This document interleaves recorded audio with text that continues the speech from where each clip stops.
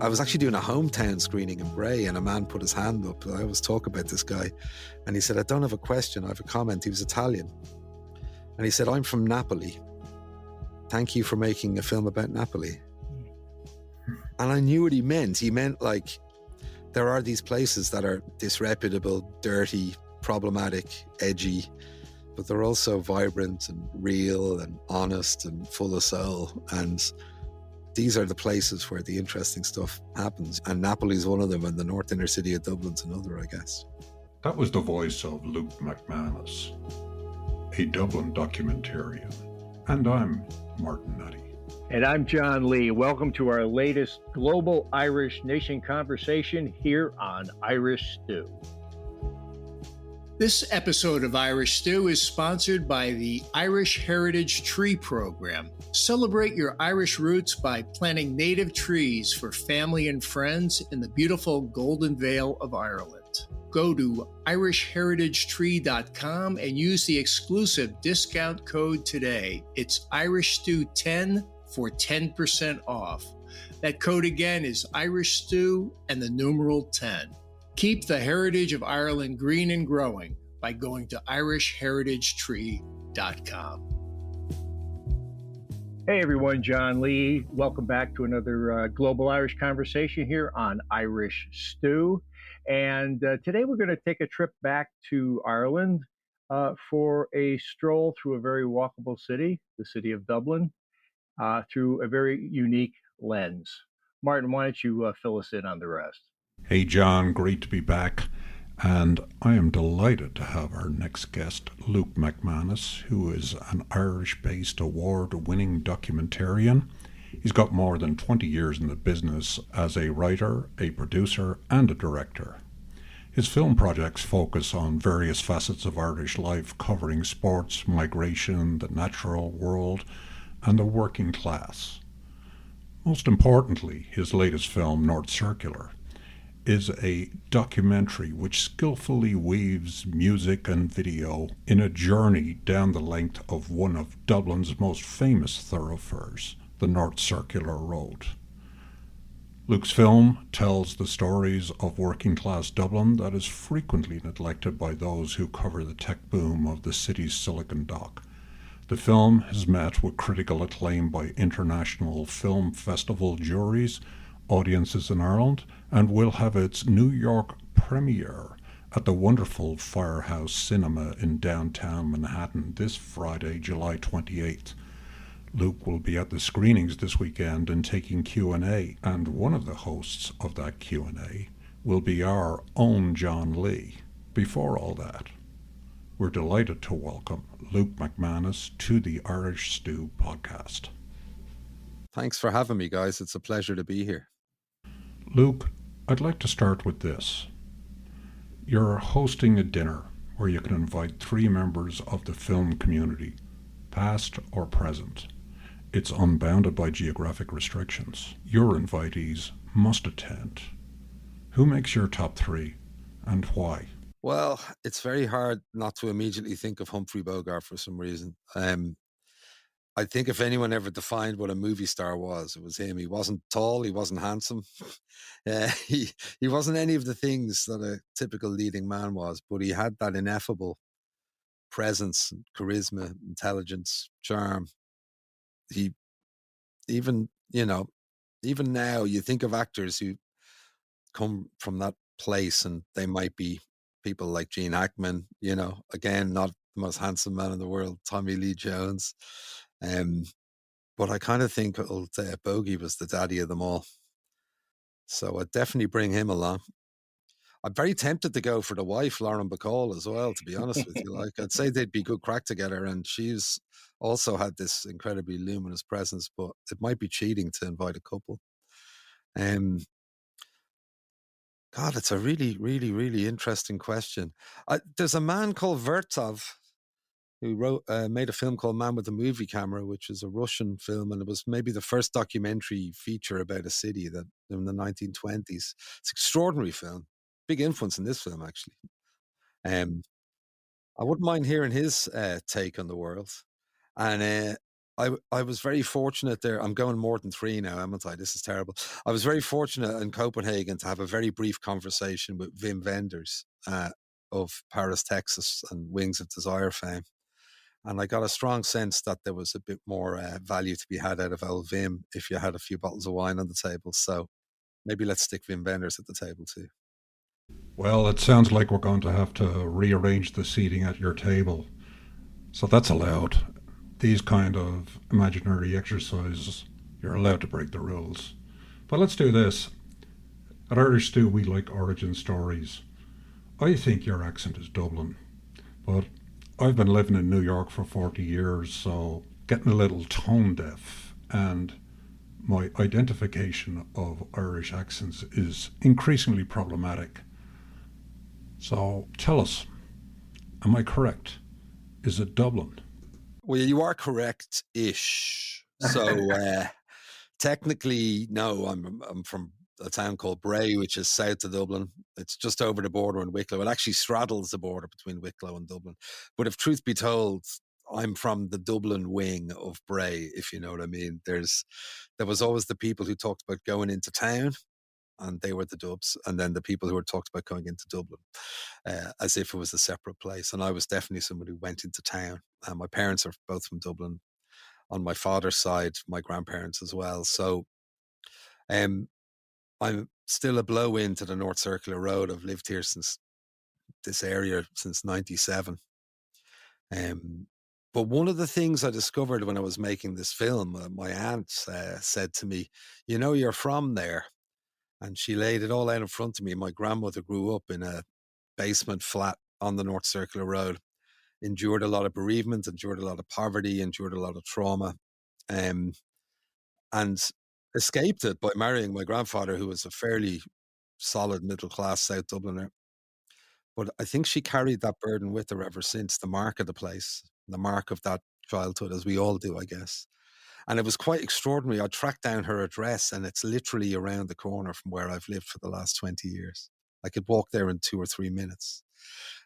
And it's probably a coincidence, but it feels like a very big coincidence, an extraordinary one. So maybe I did kind of gravitate back to the origin of my family in a weird sort of a way. I'd imagine that your grandmother probably lived in a time where Dublin was, that is, inner city Dublin, was comprised of notorious tenements. One hears stories of families living together in one-room flats, sometimes up to 10 people, and even more astonishingly, with a couple of boarders thrown in just to add a little bit more load to a single room. So, do you have any sense of what her situation was, other than it was in an area marked by impoverishment? Yeah, I mean, her father was from Offaly, a place called Banagher, right in the centre of Ireland. And I know some folks in Banagher. no way, it's actually Yeah, a yeah, yeah. fabulous town. There's a wonderful bridge over the River Shannon there, and it's a real centre for like water travel and stuff now. But back in those days, it was pretty much a cattle town. And my great grandfather was a cattle dealer in Stoneybatter. Now, there was a famous cattle market on the North Circular Road that any Dubliner over a certain age, it's the first thing they say about the North Circular is, oh, the cattle market. So my great grandfather dealt cattle there, and sadly he went bust and disappeared in a kind of problematic way, leaving I think 8 kids in the small basement flat. My grandmother's brother, at the age of 21, went out to try his luck at the same business of dealing cattle. And it's not clear whether it was a robbery that went wrong or a fist fight that boiled over, but he ended up getting killed in a brawl at the age of 22. So there was no father and there was no older brother in the house. There was 7 kids left. So that was the environment my grandmother had to survive. She actually, very similar to the film Brooklyn, I think, she actually went to Manhattan. She was an elegant woman and a good-looking, stylish woman, and I think worked in a big store just like the Saoirse Ronan character did in Brooklyn, but also returned back to Ireland. And it's an interesting immigrant narrative, isn't it? Like a lot of them came back, you know, a lot of Irish immigrants returned to the country. Yeah. I did an episode of Who Do You Think You Are that I directed with the folk singer Damien Dempsey. And he had family that went to Fall River Mass, Mm-hmm. and then came back to Ireland, you know. So it was by no means uncommon. So my grandmother was one of those women, but her brother then joined the British Navy, and the poor fellow was so traumatized by his experience in the North Atlantic that he cut his own throat in the bath when he came back to Dublin. So it was a family marked, like so many families of that era, with trauma and suffering, you know. Um, Sorry to get so downbeat here, bro. Hey, hey, hey, Luke, I just want to throw in one sort of biographical note about from my end. Hmm. I knew all my grandparents came from Ireland. I only knew my grandmother from Offaly, Okay. and I didn't know much beyond her, but I was always told that her father, my great grandfather, drove cattle into Dublin. Hmm. That So sounds he might have been possible walking up and down that street too. for sure. What was the surname of those people? It would be Keenahan. Keenahan. Yeah, Yeah. McKeown was my grandmother, and there's still McKeowns in Banagher to this day. But this area of Dublin that I'm sitting in now was pretty much a agricultural village in the center of Dublin. You know, Mm. this room I'm in used to be a stables. You know, it's known as Cowtown, Stony Batter, to this day, and it made its living off livestock, sheep, cattle, and actually this street my office is on is still known in the community as Chicken Lane. Uh, and if you go out and turn left, I just passed them 10 minutes ago. There's a bunch of youths with stables and horses and carriages. So it was always a place where the country kind of intersected with the city Hmm. around here where I am now, which is just off the North Circular in Stony Batter. Well, Luke, we're going to be getting into your film career in a moment, but when when did your eye kind of click on? When did you realize you were registering stories in a visual way? What was the first time a camera got onto your awareness? It's an interesting one because it took me a long time to kind of give myself permission to aspire to be a filmmaker.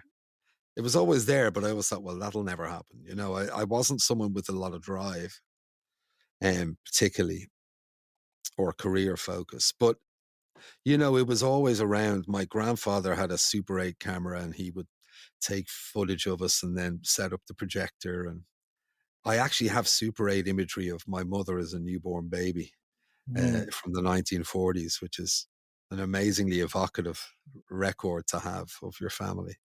Um, So, and my cousin Connor Horgan's a filmmaker, and you know that there was film on that side of the family. But growing up in Bray in County Wicklow, Bray was the only town in Ireland with a film studio, or the famous Ardmore Studios. So, you know, there was lads at school whose fathers were sound men and camera guys and actors, and it was part of the texture of the community. Mm.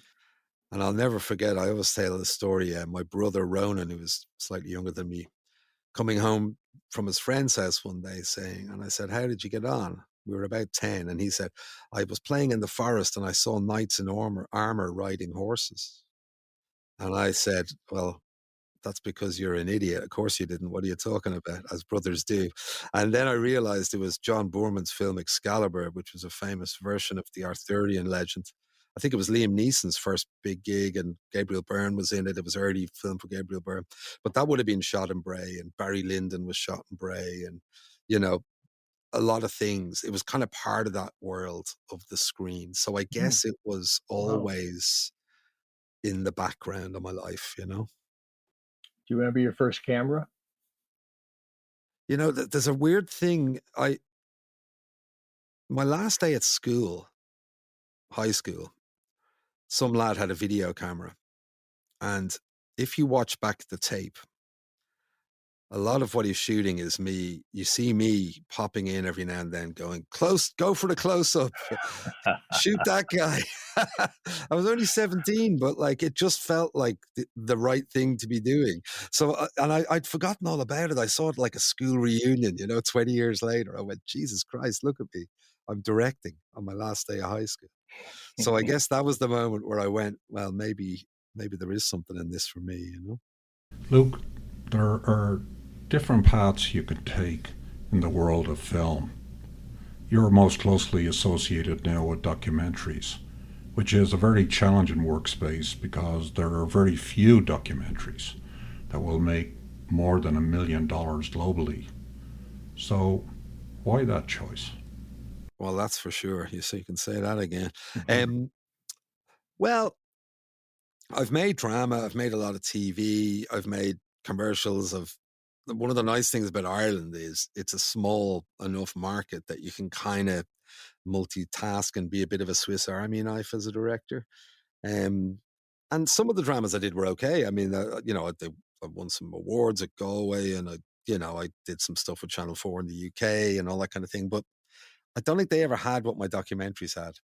And I think you get to a stage in life where your idea of success changes quite radically, from what's lucrative and what's cool and what's full of status, and it changes to what's meaningful, what's true to myself, what feels like an honorable thing to be doing with your life, and for better or for worse, that's kind of the path I ended up following. And to be honest, I think documentary is a hugely creative space these days. I think the sense of a documentary is this somewhat pedestrian, visually uninteresting, talking heads format. I think those days are over now. So I certainly didn't feel like I was restricted in expressing myself in a film like this, We were talking before the episode about, kind of the documentary scene and media in general, whereas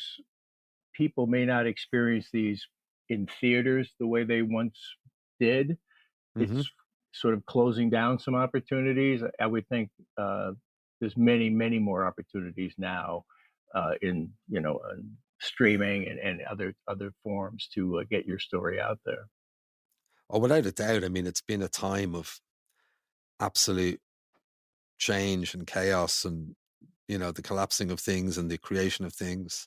I mean, it's funny, there are days when I go, oh, it's all going to hell and this is a terrible state of affairs, but I got to be honest, I've just had the best experience of my professional career this last 12 months, and it's probably going to be a career highlight, if not the career highlight. So I can't feel too gloomy about the state of the world. But I'll tell you one thing though, something that really has reinforced my belief in the cinema has been the release of this film, because I've understood the power of the collective viewing experience in a way that I don't think I ever quite understood it before. And I think people made this mistake of going, films are content, and if you're on your phone or your laptop or your TV or in the cinema or on a plane, it's just content that you consume and the platform doesn't matter. I just don't think that's remotely true. I think the experience of being in a room with other humans, having committed your $16 and your 90 minutes of time to sit there and travel there and be there, is so much more of a powerful experience, and I think we all amplify each other's emotions when jokes are funnier, tragedy is more heartbreaking, excitement is more, pulse racing when you're among people. And you're also not checking your email or whatever social media feed is pinging at you on your phone. Totally. Turning that feckin' phone off is a real thing, isn't it, in our lives now? To actually do that is such a huge thing. So I love the cinema now. To me, feels like a sacred space. There's a couple of your films I would love to see. I've only been able to look at the trailer. So before we get into North Circular, just a sense of some of the things you're involved with in the past. And I'll just pick up your horse racing related films. As loyal Irish Stew listeners know, I had a background working in horse racing for many years. Oh, you're kidding. I did not know that. Yes. I worked at the New York Racing Association, which is Belmont, Aqueduct, and Saratoga. Saratoga being practically the only track in the country where steeplechasing is held. No way. Steeplechasing exists particularly in the East Coast. It's more of a country experience. Sure. But as far as at a track with regular betting, it's New York has the only, Saratoga is the only one. But anyway, so your film's about amazing steeplechase horses, and Mm-hmm. amazing steeplechase jockeys and For trainers sure. from Yeah. your Jump Girls series. Tell Right. me a little bit. I was around a lot of shooting and horse racing. There's a beautiful imagery coming at you all the time, but it's a kind of a perilous uh, thing to shoot from safety considerations for the horses and the riders. Yeah, I mean, I don't know how those jockeys do it. It's quite mind-boggling. I remember speaking to the chief medical officer of the jockey club in Ireland, and he was talking about AP McCoy, who's this legend of a jockey here who has won more jump races than any jockey in history, like, some absurd amount. And he said he's been, and this doc was saying, when you get injured, your pain threshold goes up. And this guy's been injured so many times. He reckons he's the highest pain threshold of the human race. AP McCoy, like he would fall off a horse and crack a rib and wouldn't even flinch. Like, it's extraordinary the physical trauma these guys risk, and even death, paralysis. It was an interesting process. I got a call to work on a film called Jump Boys, which was the original film we made about riders, and I knew nothing about horse racing. Nothing at all. And in a way, though, I kind of felt that is sometimes a good way to go into a film from a position of ignorance, because you're asking those dumb questions that the viewer is going to be asking, and you don't have any preconceived ideas, and you're not trying to impress people with your knowledge. You're sort of a moron just asking the first thing that pops into his head. But the jockeys really responded to that.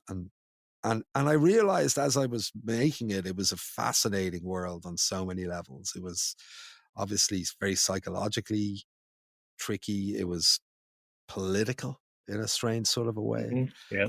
I'm sure you remember the politics of a trainer and an owner and a jockey is quite an extraordinary, dynamic. And jockeys need to be savvy and politically astute as well as talented and physically able. And the other thing, I was always a huge David Simon, The Wire fan. I loved that idea of the city and all its layers. And when you go to a racetrack, you see the country in all its layers. You see Irish travelers, you see farmhands without a pot to piss in, and you see royals and aristocrats and millionaires and billionaires, and they're all united in this world. So you have this wonderful diversity of social class and backgrounds, all united around something. So I found it quite a fascinating world, and the producers were great guys who always put their hands in their pockets for a few pints at the end of a shoot, and they knew how to enjoy life, and they were straight shooters. So it became a very fruitful area for me for a while, horse racing, and one I may well return to. The guy I know in Banagher, his name is Mark Boylan. He's a horse racing rider for the Irish Field, I believe. Boylan. I'm sure the lads, Dennis and Stephen from Touchline Media, know him well. They're Young very guy. plugged in. And you nailed the socio-economic world of the racetrack perfectly. Yeah, it's amazing, isn't it? Like, it's just, and I think there was a short-lived TV series over in the States there called Look that had I think Kerry Condon was in it. It was in Banshees of Inisherin, which it didn't get renewed, or it got cancelled after the season, which is a shame, because it was a pretty good stab at the horse racing milieu. It is very cinematic for sure. I'd like to switch focus from the action-packed world of horse racing and into a more cultural area. Specifically, I have in mind the Irish language, which of course has certainly elevated its profile in a very interesting way with the work of Colin Bray and Fiona Ní Cruailí on The Quiet Girl. We were fortunate enough to host them on this podcast last year. But I'm also thinking of another guest that we've had on, Moncan Magan, and a series of films you did with him about the trees of Ireland, or Crean na HÉireann. Can you tell us a bit about that? Funny enough, Colin Bray worked for me on a job about horse racing once, believe it or not. The lad's done well. Ireland is a society of begrudgers, and we despise tall poppies, and we love to chop them off the head. But Colin and Cleo's success has just been so universally approved and appreciated by people, and it's a lot to do with them as humans. They're thoughtful, modest, decent, without ego, and they're good pals. So I was so pleased to see what happens with their movie. In fact, their film and my film have the same editor, and Colin would have given me notes on my rough cuts. So I feel like their success is part of my success, and they're part of a scene that I'm in. As is Monkan, of course, who's a wonderful character. So myself and Monkan did a 10-part series about trees, Irish trees, which is something only T.G. Carr in Ireland would ever probably commission. But it turned into a special project for both of us. He wasn't originally set to be involved in it, actually, but we were trying to do it without a presenter. And I then made the point after a few months that trees don't do a lot, and they sure as hell don't say a lot. So maybe we need a front man to make this bad boy fly. And Monken's sort of the perfect guy, because he's in that Gaeilge world and that very authentic world of Irish tradition, but he's sort of an aristocratic type in his own weird way. And a lot of the tree owners of Ireland are in the Anglo-Irish world, so Monken kind of crossed that bridge with great ease. He sort of looks a bit like a tree as well. He's always wearing, the big lanky fella, he's wearing brown and green, they'd be his colours. But, he's a wonderful guy, Monken, and a brilliant, not to gush too much, but a wonderful, wonderful collaborator, just really a pleasant fella to be around. And I put him through hell on that job with long days in remote places. But I think we both really liked the result. And it's sort of, when you're making a film about a TV series about trees as well, you kind of have to go to yourself, well, what's this actually about? I think it's the same with every documentary you make. You go, well, it's about A, but it also is about B. It has to be. And the trees documentary, sometimes it was about geology, sometimes it was about history, sometimes it was about immigration, of all things. And, there was always a way of burying a second or third narrative under the structure, which I think is the secret of a good doc. Does it work on a number of levels? I was doing a Google search recently, how it auto-populates, and I can't remember what I was looking for, but it was like, why does Ireland have so few auto-populated trees? Right. Well, it's an excellent question, because we're superbly well set up for them. The weather, that kind of warm winter, not that it feels warm when you're enduring it, but, it's not icy and freezing most of the time. The high levels of precipitation, the rich soil. Ireland was covered in trees, famously. And in fact, there are many people who say that the word Gael is the Welsh word for forest dweller, and that Gaeilge is the language of the forests, that it actually defined us as a nation and as a culture for a long time. So it was really interesting to be among those trees and to kind of parse them and just understand and unpack what they mean, because trees tend to be the result of human intervention, so there's kind of a design behind their presence in Ireland, I wish I was on yonder hill, 'tis there I'd sit and cry my fill, and every tear might turn a mill. Iska jay to mom winning slon. Shoo, shoo, shoo-la-roo, shoo-ga sucker, shoo-ga cune, shoo-ga dar saga say lam. Iska jay to mom winning slon. I'll sell my rod, I'll sell my... That was the voice of Julie Kavanagh singing Shul Arun, a traditional old Irish song meaning "Go, my love."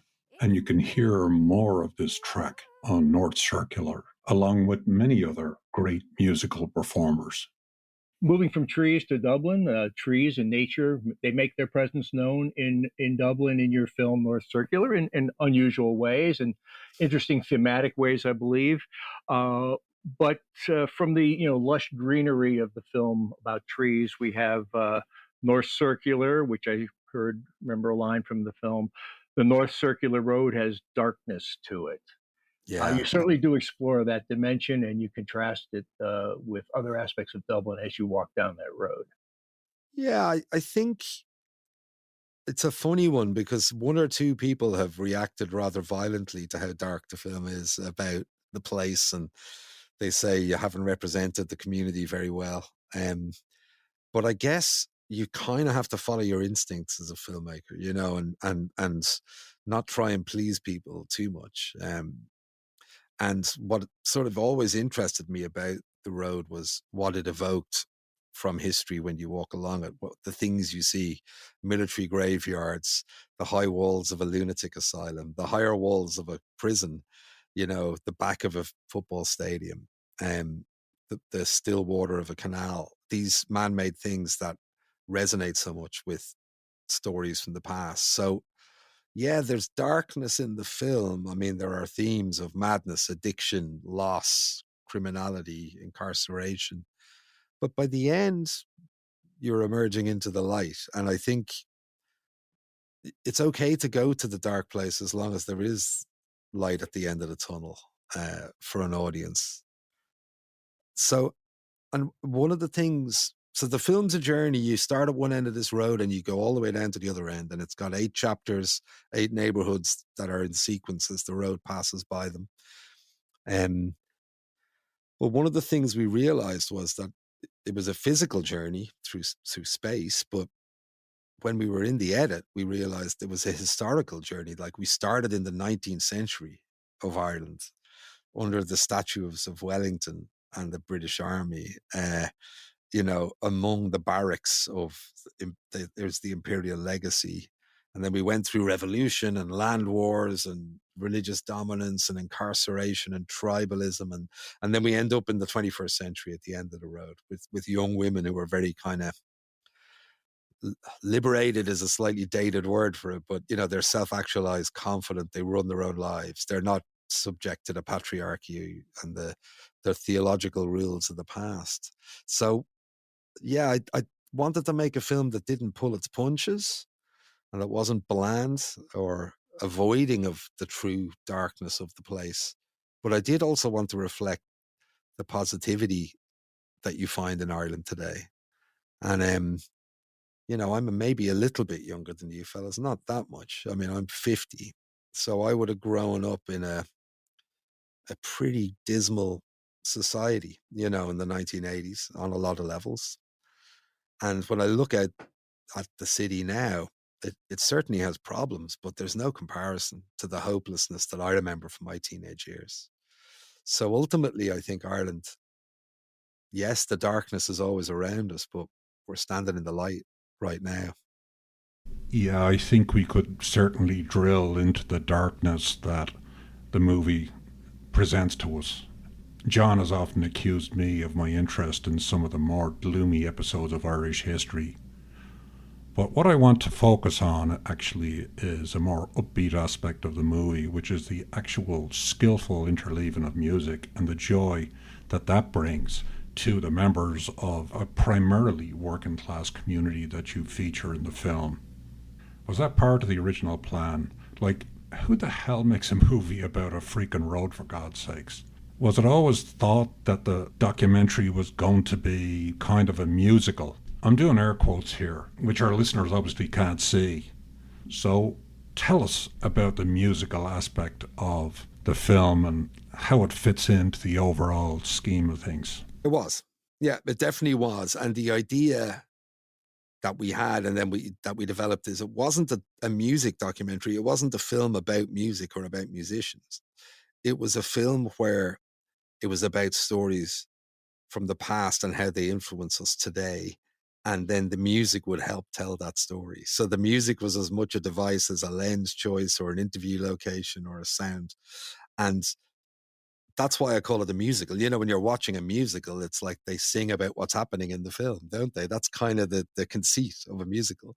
So I thought maybe we could take these old songs and put them in a film beside interviews and all this other stuff and see would it achieve that form. And I was blessed to have the editor, John Murphy, who, as I said, did on Colleen Kuhn as well, who's an incredibly skilled filmmaker and a really brilliant person to collaborate with. And, you know, it was an ambitious and difficult to execute idea, you know, like it was kind of madness, you know. I mean, there was a moment in the middle of this when I was like, I'm making 8 different documentaries here. There's like 8 different films going on here, and it's a musical. What am I, you know, this is crazy, you know. But John is one of those people who will make it work, and he's just got incredible judgment. And I think I love to give credit to the collaborators in this film, because one of my least favorite things is when I see the credit, a film by Luke McManus. I'm like, no film is by the director. This is nonsense, you know. Like, you're only as good as your people that you've got with you. And I was really fortunate with John and with many other people who worked on this project. By the sweet bay of Dublin, while carelessly strolling, I sat myself down by a green myrtle shade, reclined on the beach while the wild waves were rolling. In sorrow condoling, I heard a fair maid. That was the wonderful voice of Annie Hughes singing The Blackbird of Sweet Avondale. You can hear more of that track on North Circular, or if you're in New York this weekend, July 28th to July 30th, you can actually see Annie perform live following the screening of North Circular at the Firehouse Cinema in downtown New York City. Actually, Luke, I was thinking about the editing of this film. So I'm sure John Murphy had one heck of a challenge working with you. I imagine beautiful stuff ended up on the cutting room floor that just couldn't be fit into the film. And I know you had a plan as you're going through this film, but there must have been so much serendipity in the images you just happened to come across. There's strangely enough, one of the opening sequences there's a deer. And this deer has all these kind of rags stuck in his antlers, like some sort of, I don't know, some sort of fashionista look for a deer in the park. And, you know, you didn't plan that one. No, I think that was day 2. And we were standing in a winter's day in the Phoenix Park shooting the deer. And then I saw that stag and I said, look at the one wearing the turban. Right, the turban, yeah. That's the way I always think of it, because in that sequence you have the South Asian gents playing cricket. You have the statues on the monument, which are in memory of Wellington's brutal suppression of the Indian uprising in the 19th century. So you have lads with turbans getting hacked to death above these guys playing cricket. And then you have this stag wearing the turban. It was an extraordinary bit of luck. And I think the same day I was like, would you get us a shot of that cannon there? And then a sort of a crow poked its beak out and flew out of the cannon. So yeah, I think there are some projects where nothing goes right. Believe me, I'm sure you've all had them. The cursed gig that just, if it can go wrong, it will go wrong. Murphy's Law, I believe it's called. But then there's projects where fortune just smiles on you. And this was certainly one of those. You know, I did get lucky over and over and over again. And people say you make your own luck. I'm not sure. You can be open to it maybe, but you do have to appreciate when fortune smiles like that. Luke, I don't think you can talk about this film without talking about the choice of going with black and white as opposed to color. I loved it. It's stunningly sharp. The imagery is just so on point. But talk to us about that choice. Why not go with the full richness of the palette? Yeah, it's a funny one. Like that, there isn't one reason. There's a lot of reasons, you know. I mean, I do a lot of TV, and you just don't get away with doing black and white in the telly, you know. So, in fact, I got sacked off a job because I wanted to do the black and white so much, and I was licking my wounds and traumatized when this project came along and exorcised the demons. So, part of me was just, I am able to express myself creatively in this project because of the way it was funded by the Arts Council. I'd done a little project in black and white with the band Lankum, who are an incredible folk band. They're probably the They're the velvet underground of Irish trad. I always say they're like this amazing incredible, stuff. yeah, amazing, and local people, and one of them's in the film. Two of them are in the film actually, but that was in the same aesthetic world, this black and white Academy ratio, and what I like about it is, well, obviously it evokes the past, and makes that palpable connection. It almost breaks up the timeline, so you're not quite sure. And we deliberately framed out modernity as much as possible to get a sense of the looming ghost of the past there the whole time. And it also has a weird kind of, there's a sort of dignity to it, isn't there? It kind of feels, there's a dignifying aspect. And then you kind of have to look for different light. I mean, not to get too technical, but like you're looking for harder light, direct sunlight, and hard, crisp shadows and textures, and worn granite and winter trees, and those kind of things really photographed beautifully in black and white. For me, like, when I look at black and white photography, or your black and white film in this case, I think the absence of color makes things pop out in a more kind of three-dimensional way. There's a more of a kind of a granularity that just, I guess, you get distracted by, color in a way. So it's really an interesting lens to look at the city and, its ugliness, and there is ugliness here, for sure, but also the beauty, Also the graphic quality of like the roof lines and the chimney pots and that sort of thing. Really almost like silhouettes. And yeah, you're always looking for those more striking, powerful, contrasty visuals. And there's been a huge trend as a result of Instagram. It's bloody sunsets all the time, and it's golden soft light bathing us. It's very flattering. I'm over it, man. I'm like so bored of that look, and it's being pumped into all of our phones 24/7. So there's sort of a shock when people go, this is in black and white. They're sitting in the cinema. And I do remember a Frenchman went to see it in Paris, and he texted me afterwards going, I adored the colors in your film. Ah, nice. Nice. I want to ask you about an image that's not in stark contrast. It's a much more hazy kind of scene. Do you know the kind of internet meme, accidental Renaissance painting? Yeah. Okay. Right. Yeah. It's when like a photograph just Sure. takes on that classic composed look of a Renaissance painting. It's those scenes in the bar, right, of the band, almost Last Supper feel it's to like it. a tableau. It's like a tableau. Like if Caravaggio painted in black and white, he would have painted this. Was that, tell me about that scene and making that, to me, such a memorable image. I'm like Caravaggio over here now. This is great. Like, nice one, lads. Put that in the clips, right? In the blurb. Yeah, for sure. A modern Caravaggio says. Oh no, I love it. Okay, yeah, that's Irish Stew podcast on the poster there. Yeah, I was on that scene. I was working with a particularly talented cinematographer called Richard Kendrick, and I'd worked with him many times. He's a wonderful guy, and he'd done a film called Song of Granite with Pat Collins that I really admired, which was also in black and white. And it was also, in a similar tonal universe.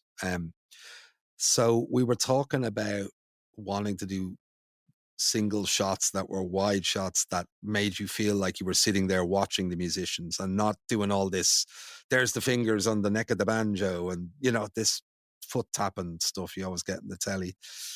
So we kind of laid it all out like that, and he lit it through the window, and it did have this extraordinary quality. But what we realized was there was nobody. Richard turned to me because we could really do with some extras here. We don't have any background actors. And the door of the pub had kept knocking all afternoon with tourists trying to get in, because the pub doesn't open till 5, but we were in there shooting. So then the next time the tourists knocked, I said, lads, there's 2 pints in it for you now if you want to come in and stand at the back of this shop, but you're not allowed to move for 2 hours. You have to stay there. But you're going to hear some of the best talents in the Irish folk scene. And they were all like, sign me up. So all those people in the background are just random Dutch people I pulled in off the street. But again, they look perfect. They have the right face. They have the right, none of them were wearing like a big Adidas t-shirt or anything. They just sat in. And that was the film. the story of the film every day. You just got lucky. But it was funny, after I'd shot that shot, just to finish, apologies for going on, but I was kind of worried, does it look too good? And I know that sounds silly, but it was like, is this just going to feel totally out of whack with the sort of dead pigeons and the grungy litter blowing around in the rest of the movie? But then when we were in the edit, I realized the fact that it did feel like a religious painting and it had this elevated, ethereal, almost spiritual quality, it actually just reinforced the idea of it being a sacred and precious thing, the pub, you know, that it was something that you needed to preserve because it was transcendent of the dead pigeons and the litter blown around, you know, and it was something that nourished our souls. And I think that's the subtext of that creative choice. But, you know, you make these decisions, you don't know why you're doing it at the time, but then you kind of justify it afterwards. But it did work, thank God.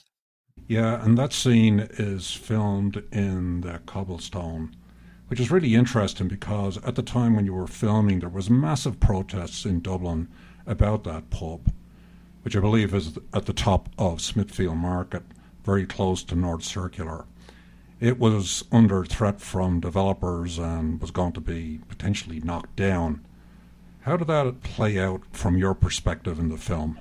Right. That was the thing that 9 months into the making of this project, I got word that the Cobblestone was going to be turned into a hotel for tourists. And they actually couldn't knock the pub itself, but what they were going to do was wrap it in this hotel superstructure, like 8 stories, and turn it into like a hotel bar, you know.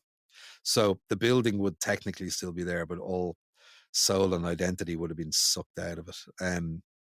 So it provoked an enormous uprising, for want of a better word, of people in Dublin to protect and to push back against this idea. And in a way, it was obviously a very stressful thing for the pub owners to experience, but from a documentarian's point of view, it was kind of a dream, you know, because it was a thing that pulled together all the themes of the film into one iconic building and one iconic protest movement. And when I was starting the film off, I wanted to get into Brendan Behan and Dominic Behan and Pater Carney and Luke Kelly and all the great singers of the North Circular who were activists as much as they were balladeers. But then I realized their descendants were in front of me doing it live. You know, John Francis Flynn was carrying the coffin at the head of that procession that says Dublin is dead. So I kind of went, well, why would I worry about those dead guys when I've got their real life guys, you know, radical activists, ballad singers doing it in front of me. So it was obviously enraging, but it was wonderful. Old Bang and Will, you hunt and ride, diddum down, diddum. Bang and Will, you hunt and ride, diddum down. Old Bang and Will, you hunt and ride, sword and pistol by your side. Kubiki, settle down, Killy-co-quam.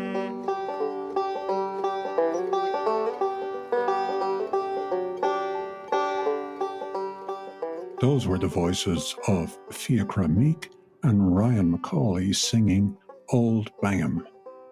You can hear more of that song on North Circular, along with many other great musical tracks. You can't really talk about Dublin without talking about the issue of property and housing. As many will know, it's an extraordinarily fraught subject matter these days. And I was delighted to see you address some of that when you featured a gentleman, the name escapes me, who's a squatter. But he was living in this building with an amazing looking kitchen with pans on the walls. And when I think of squatters, he certainly didn't jump to mind. He's just a guy who's trying to set himself up in a really difficult situation in terms of affordability. So talk to us a bit about that, because housing in Dublin right now is a huge problem for people of modest means. Yeah, and people of not so modest means. I mean, you can't make a film about Dublin now without talking about this, because it is the issue that everyone talks about constantly. The housing crisis is the defining social problem of our generation. And, it's not just Dublin, to be fair. It's all around the country, and it's not just Ireland, to be fair. It's all around the world. I think places where it's a desirable place to live, that's culturally interesting, that's economically vibrant, your Berlins, your Londons, your New Yorks, I'm sure, it has become increasingly challenging for ordinary people to get a foothold. And and I feel very fortunate, but also somewhat guilty that I have secure housing, um, that's affordable. And it's almost, there's a huge dividing line in our society here now. There's plenty of jobs. You can be who you want to be. There's great life in the city culturally. There's wonderful natural things at your doorstep. But the big issue for a lot of people under 40 is they just can't afford to live here. Or if they are living here, they are spending so much money, they can't afford to live their lives other than as rent paying machines. So it's a massive issue, and it's a massive issue in the area specifically. And the area is probably one of the places where there's been a kind of attempt to organize a tenants union and push back and protest and resistance and all this stuff. So yeah, it was always going to have to be in the movie. You can't make a film about Dublin without making a film about housing. Luke, earlier you made mention of when you were shooting it, trying to kind of avoid those images of modernity at certain parts of the film, but they really were there all the time too, weren't they? Those cranes on the horizon Right. kept kind of reappearing through almost from the beginning and all throughout the building cranes. Something's being torn down, something's being put up. Sure. It's funny, like this film has kind of all of my little obsessions. It's like my greatest hits. You got the bit with the horses, you got the bit with the trees. And I've done a lot of films and docs about buildings and construction and architecture. And it's kind of where I got my break as a TV director, doing like renovation shows and working with architects. And my mother was an architect, and, I have an interest in that whole world. Cranes kind of look cool in black and white as well, right? There's something about the graphic quality. Skeletal. Yeah, like a dinosaur kind of looming over you, but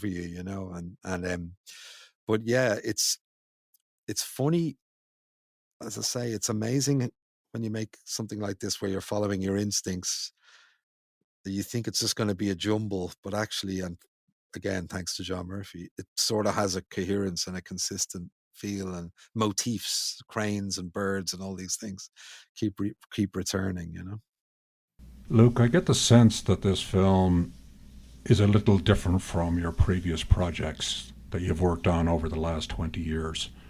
It was funny when I went on to your LinkedIn profile, and there was something like 46 line items reflecting separate jobs of one kind or another. And in truth, it was difficult for me to wrap my head around what this man has been doing. But my sense is that this film is to some degree a departure for you in some ways. Is that fair? Definitely. Actually, Moncon, our mutual friend, tweeted, "This is the film Luke has been in training to make for the last 20 years," which I thought was characteristically perceptive and generous of him. I produced a film a few years back called Lonely Battle of Thomas Reid, which was a documentary that had quite a good festival success and screened in a couple of TV channels in Germany and Finland and also in Ireland. And that was with two very talented filmmakers, Fergal Ward and Tyga Sullivan. And they had a very creative, somewhat avant-garde, but very cinematic approach to their storytelling. And they opened my eyes really to what you could achieve if you really took risks, So yeah, this film it was the first time I was ever given money to just express myself. It's a real privilege, and I got to put all my little obsessions into it. The relationship between England and Ireland, what it's like being a sports fan, squatting, all these things, into this movie. So it's very much a personal expression as a documentary. But what's been cool is I was very worried that no one was going to really relate to the film or get it, particularly outside the immediate neighborhood. But that hasn't been the case, It's resonated in so many countries. And I was actually doing a hometown screening in Bray, and a man put his hand up. I always talk about this guy, and he said, "I don't have a question, I have a comment." He was Italian, and he said, "I'm from Napoli. Thank you for making a film about Napoli." And I knew what he meant. He meant like there are these places that are disreputable, dirty, problematic, edgy, but they're also vibrant and real and honest and full of soul. And these are the places where the interesting stuff happens, you know, and Napoli's one of them, and the North Inner City of Dublin's another, I guess, you know.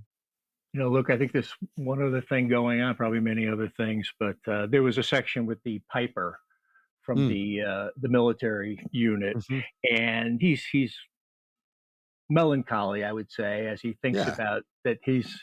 He says, you know, in speaking of the piping and his traditions, it'll probably die with me. Right. But in a sense, through a lot of this, you're helping these people, their lives, their culture, their tradition live. Yeah, no, I mean, I think he's a bit of an outlier, Anto, the piper. His tradition is very interesting and specific because he's an Irish man in an Irish army, but he's wearing the clothes of a Scotsman, and he's playing the instrument of a Scotsman, and he's playing the music. It's the song is the Scottish that he plays. So actually what Anto has inherited is a British army tradition that was then, in the same way that early Christian missionaries took pagan, beliefs and Christianized them. His bagpipes have been sort of hibernicized into the Irish army, you know. So yeah, like it was an interesting parallel to the history narrative in the film. You start with this kind of old man standing in a graveyard contemplating death, and you end up with these exuberant young women with their whole lives ahead of them, having these triumphs, and you know, they're youthful and all of this, and you know, it's almost like you're running the clock backwards in a weird sort of a way, you know. Anto's seen the film twice though, and he's a big fan, so that's at least I can say that. When we talk about films, we like to talk about them in a way that doesn't give it away, or Right. maybe provides a little context to help people enjoy it more. You know, there's not specifically a plot to give away here, but we like to have just sort of tee it up enough so people will be encouraged to experience it themselves. But I will say, I thought the ending, you just nailed it. It's just like, it was like one of those moments where it ended with the right shot. It ended at the right second. And as you say, it's an uplifting ending, and we really appreciate the chance to get to know it even better talking to you. And we'd like to give you the chance to get our listeners to know you better. And what would you like them to do in your Seamus plug or plugs? Right. Well, thank you for saying that about the ending of the film. A more wise filmmaker than me once said, the only important bits of a film are the beginning and the end, and the beginning isn't that important. So if you get the ending right, you get the film right. I've always believed that. So my movie, North Circular, which is a musical trip through Dublin, opens on the 28th of July at the Firehouse, which is DCTV's documentary cinema on Lafayette in Chinatown. We're there for a week doing 3 shows a day, so there are plenty of screenings to suit your schedule. And over the opening weekend, Friday, Saturday, Sunday, I'm going to be there with some cast members from the film doing a unique musical Q&A panel that is our own invention. So I think we have a wonderful moderator on the opening night, I believe. Smart, hard handsome, to get that guy, charismatic, you know. I'll look forward to helping you out in any way there. Yeah, well, there's a air-conditioned cinema on a very warm evening, and there's a bar, so the pints are going to be flowing too. So it's going to be a bit of fun. Yeah, what more can you really ask for? And I just want to say, Luke, on behalf of both John and I and our listeners, I want to thank you for coming on the podcast and giving us a deeper insight into your work and the wonderful film that is North Circular. And I think you're correct. This is not simply a film about Dublin. This is a film about the urban experience, about vitality, about reality, about beauty.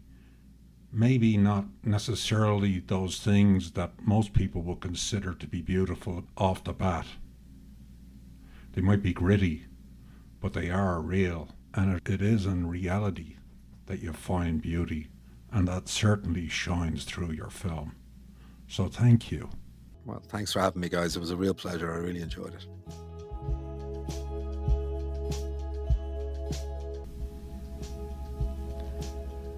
Hey, John, great conversation with Luke McManus, and a real privilege to get an inside look at his work and this film, North Circular. Some might call it gritty, but there's moments of beauty and transcendence and extraordinary music. So if you haven't seen it yet, make sure you catch it at the Firehouse Cinema in downtown New York, starting this weekend on July 28th. It'll be playing there for a week. It's truly something special. Yeah, I look forward to extending the conversation with Luke McManus. It's the Firehouse Theater. It's basically in Chinatown, downtown New York. It's called the Firehouse Cinema. And the screenings this weekend, starting July 28th through Sunday, will feature a Q&A and a talk back with the director and with musical guests. And I get the honor of emceeing the first of those after the Friday 7 p.m. screening. And then the movie stays there at the Firehouse through till next Thursday. But the weekends, you get the added value of the talkback, get a chance to meet the director. He did mention something about having a few pints, so it sounds like a lot of crack. Really recommend our Irish Stew community support this film. Get out to the Firehouse Cinema and take a walk with Luke McManus down North Circular.